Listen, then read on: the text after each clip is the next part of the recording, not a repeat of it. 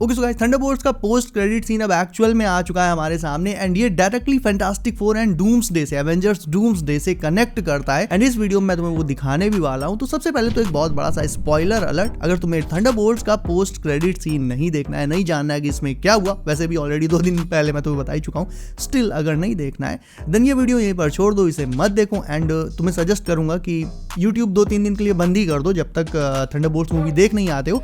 लेकिन अगर देखना है, अगर जानना है ये कैसे कनेक्ट करता है fantastic four and Avengers Doomsday से, then let's continue. Hello guys, मेरा नाम है Himanshu and you are watching the Buzz Beam show. तो ये जो पोस्ट क्रेडिट सीन है थंडरबोल्ट्स का, ये एक्चुअल में मार्वल के प्रीवियस दूसरी मूवीज के पोस्ट क्रेडिट सीन से एक्चुअल में थोड़ा लंबा था। एंड सीधे अभी सीन पर आ जाते हैं। तो ये रहा पोस्ट क्रेडिट सीन। इसमें हमें सबसे पहले तो थंडरबोल्ट्स, जो कि अब हमारे न्यू एवेंजर्स बन चुके हैं, वो अपने हेडक्वार्टर्स में बैठे हुए बात करते हुए दिखाए जाते हैं। सबसे पहले तुम्हें बता दूं कि ये जो पोस्ट क्रेडिट सीन स्टार्ट होगा, ये थंडरबोल्ट्स मूवी के इवेंट्स के 14 मंथ्स के बाद स्टार्ट होता है, यानी लगभग उसके 1 साल के बाद। अब इनमें से कुछ हीरोज के सूट्स थोड़े से चेंज हो गए हैं, क्योंकि जब उनका टाइटल चेंज हुआ, थंडरबोल्ट से न्यू एवेंजर्स हुआ, तो जाहिर है फिर उनके सूट्स में भी चेंजेस होना तो बनता है। तो ये सारे के सारे बैठकर बात कर रहे होते हैं। And let me tell you कि इस पोस्ट क्रेडिट सीन में घोस्ट से लेकर बकी, येलेना, सेंट्री, जॉन वॉकर, ये सब थे, बट टास्क मास्टर नहीं थी। तो समझ जाओ मूवी में कौन टपकने वाला है। इवन अराउंड 1 महीने पहले मैंने भी इसके ऊपर एक वीडियो बनाई थी, जिसमें मैंने लिस्ट किया था कि थंडरबोल्ट्स में एक्चुअल में कौन कौन से ऐसे मेंबर्स हैं, थंडरबोल्ट्स के मेंबर्स हैं, जो सेंट्री के अल्टर ईगो द वॉइड के हाथों इस मूवी में टपक सकते हैं। उसमें से टॉप पर नाम था नंबर 1 पर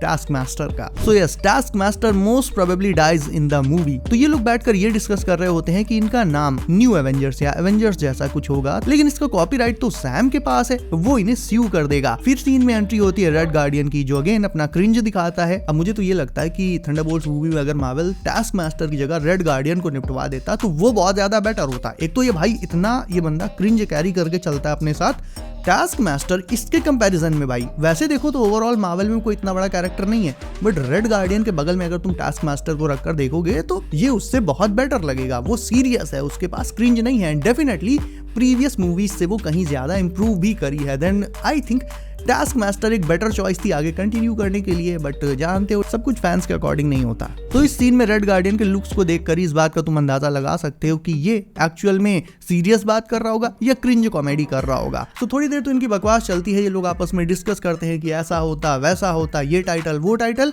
उसके बाद फिर सेंट्री की बात आती है। तो बॉब एक्चुअल में सेंट्री वाले फॉर्म में नहीं, वो अपनी नॉर्मल ह्यूमन बीइंग वाले फॉर्म में एक सोफा पर बैठकर कोई मैगजीन पढ़ रहा होता है।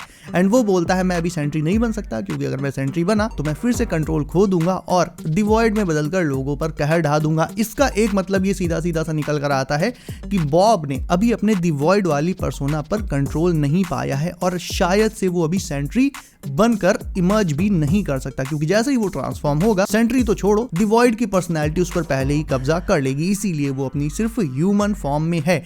एंड जैसा कि मैंने बताया था कि डॉक्टर डूम, आरडीजे का डॉक्टर डूम, वो सेंट्री को मैनिपुलेट करके उसकी अल्टर ईगो यानी डिवॉइड का यूज एवेंजर्स के खिलाफ अपने लिए कर सकता है डूम्सडे में।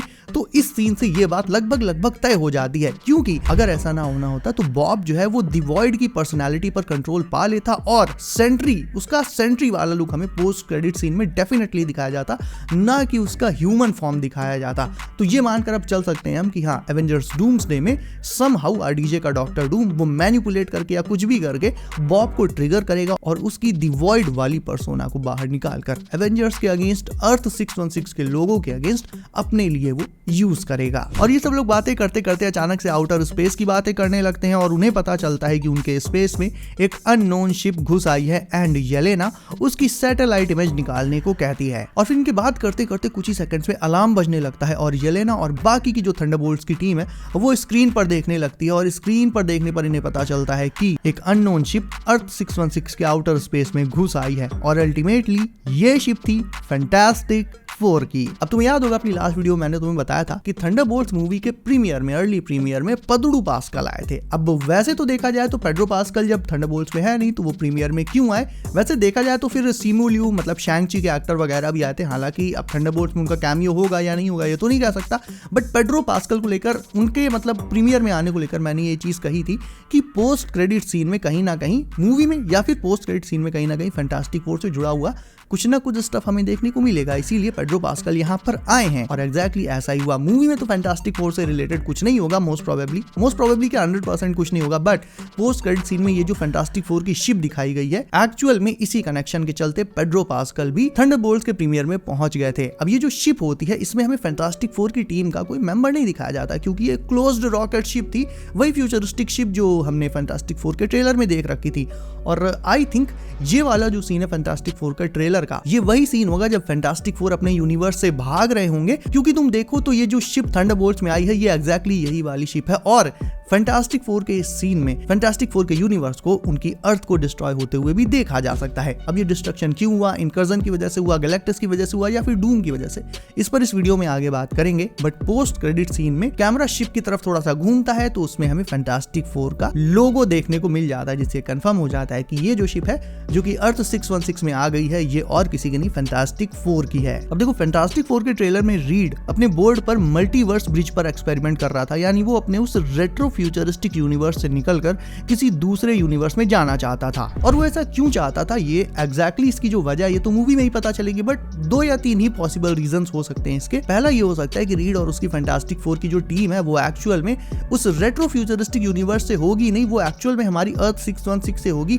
लेकिन हो सकता है ये लोग कोई एक्सपेरिमेंट कर रहे हो, उसमें कोई गड़बड़ हुई हो और ये लोग फिर उस गड़बड़ के चलते उस रेट्रो फ्यूचरिस्टिक यूनिवर्स में पहुंच गए हो और इसी वजह से रीड वहां से अब निकलकर वापस से अपने होम यूनिवर्स में आने का ट्राई कर रहा है, इसीलिए वो ये सब एक्सपेरिमेंट जो है बोर्ड में कर रहा है। पहला रीजन ये हो सकता है। सेकंड रीजन हो सकता है कि फैंटास्टिक फोर ओरिजिनली उसी रेट्रो फ्यूचरिस्टिक यूनिवर्स से हैं जिससे वो आते हैं, लेकिन क्योंकि गैलेक्टस अब उनकी दुनिया को डिस्ट्रॉय करने वाला है, उसने उनके प्लैनेट को मार्क कर लिया है डिस्ट्रक्शन के लिए और रीड की वाइफ यानी स्यू प्रेग्नेंट है। ऐसे में रीड को अपने अनबॉर्न बेबी और अपनी फैमिली को बचाने के लिए समहाउ मल्टीवर्स के किसी दूसरे यूनिवर्स में जाना होगा, क्योंकि उनका यूनिवर्स अब गैलेक्टस का शिकार बनने वाला है, इसीलिए वो भागने की तैयारी में है और वो बोर्ड पर ये एक्सपेरिमेंट कर रहा है। लेकिन थर्ड जो सबसे इंपॉर्टेंट एंड सबसे बड़ी पॉसिबिलिटी है वो सीधे सीधे कनेक्ट करती है आरडीजे के डॉक्टर डूम से, क्योंकि मैंने तुम्हें पहले भी बताया था र्यूमर्स हैं कि फैंटास्टिक फोर में सिल्वर सर्फर वो एंड में फैंटास्टिक फोर की साइड हो जाएगी और फिर ये सब मिलकर गैलेक्टस को हरा देंगे। बट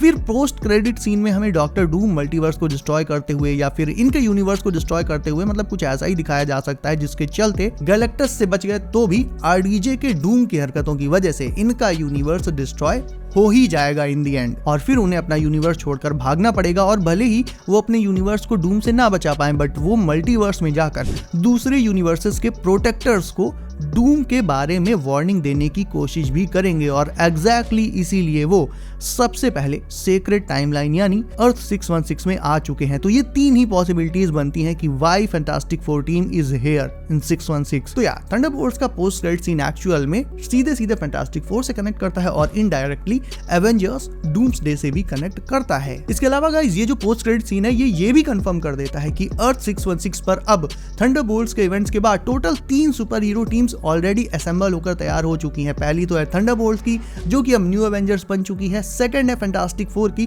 जो कि अपने रेट्रो फ्यूचरिस्टिक यूनिवर्स से अर्थ 616 पर आ चुकी है, एंड थर्ड अभी बनी नहीं है, वो आगे बनेगी, वो होगी सैम विल्सन की कैप्टन अमेरिका की असेंबल की हुई टीम।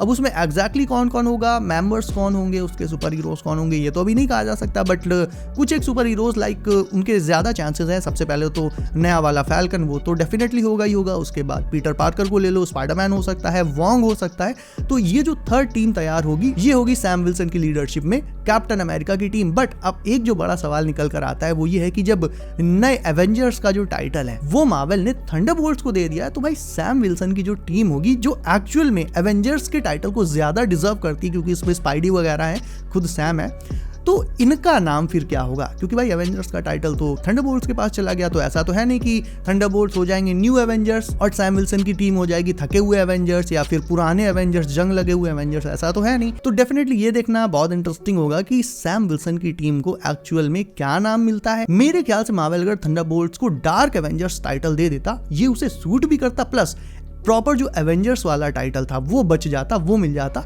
सैम विल्सन की असेंबल की हुई टीम को। और एक बात और बहुत ध्यान देने वाली है, आरडीजे का जो डूम है आज इस पॉइंट पर जब मैं वीडियो बना रहा हूँ, मूवी अभी आने वाली है, तो आरडीजे का डूम बैकग्राउंड में वो अभी एक्टिव है, मतलब वो अपने प्लान्स पर काम कर रहा है।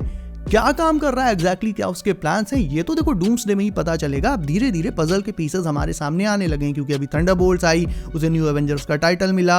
उधर ब्रेव न्यू वर्ल्ड में द लीडर ने सैम को वार्न कर ही दिया था कि दी अदर्स आ रहे हैं, फैंटास्टिक फोर इधर आ ही गए हैं अर्थ 616 पर। यानी टीम्स अब असेंबल होने लगी हैं, पजल के पीसेस सामने आने लगे हैं, और ये सारे पीसेस जाकर एवेंजर्स डूम्सडे में जुड़ेंगे। तब हमें पता चलेगा कि एक्चुअल में जो आरडीजे का डॉक्टर डूम है उसका ओरिजिन क्या होने वाला है, उसके प्लान्स क्या होने वाले हैं, कैसे वो मल्टीवर्स को थ्रेटन करेगा, कैसे उसे डिस्ट्रॉय करके बैटल वर्ल्ड क्रिएट करेगा, एक्सेट्रा एक्सेट्रा। तो ओवरऑल चीजों की शुरुआत अब हो चुकी है एक बहुत बड़े स्केल पर। तो मुझे ये बताओ कि थंडरबोल्ट्स का टाइटल डार्क एवेंजर्स ज्यादा बेटर था, या फिर ये जो न्यू एवेंजर्स का टाइटल इसे मिला है यही बेटर है? इसका जवाब मुझे कमेंट करके बताओ। इसके अलावा वीडियो अच्छी लगी हो तो उसे लाइक करके चैनल कर लो सब, नोटिफिकेशंस कॉल पर डालना बिल्कुल मत भूलना, क्योंकि अभी बहुत सारी नई अपडेट्स पर वीडियो आ रही हैं। काम बस चल ही रहा है। सो बी सेफ गाइस, अपना ख्याल रखिए आप।